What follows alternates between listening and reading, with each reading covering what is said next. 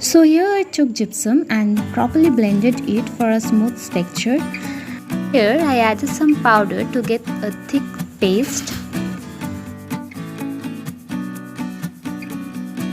After acquiring the proper consistency, I just tried to make the brick. So I just applied 2 coats of this paste and let it dry for 10 to 15 minutes. After this, draw proper lines like shown in the video.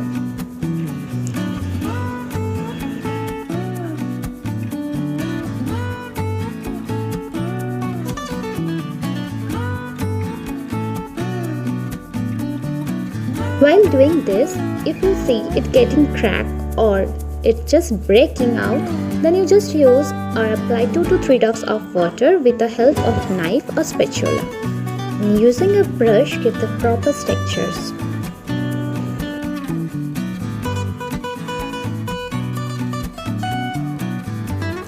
Now let it dry for 5 more minutes and then cut the pieces with the help of a sharp object, or like I have taken a refill and just giving or leaving more spaces between the gaps.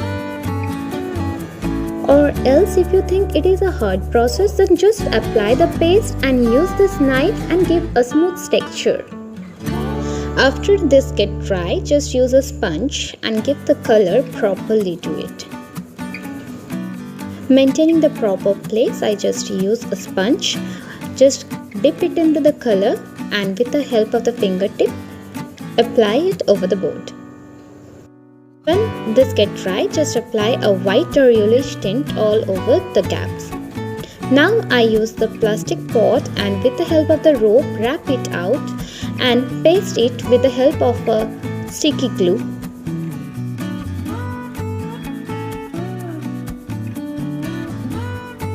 Here I use plastic leaves for the plant, but you can also use any kind of tape or paper to make the snake plants.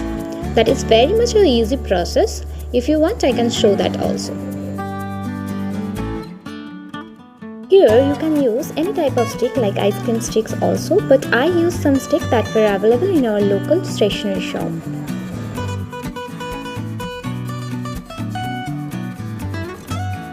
Now I will arrange all the leaves that I prepared from the artificial leaves.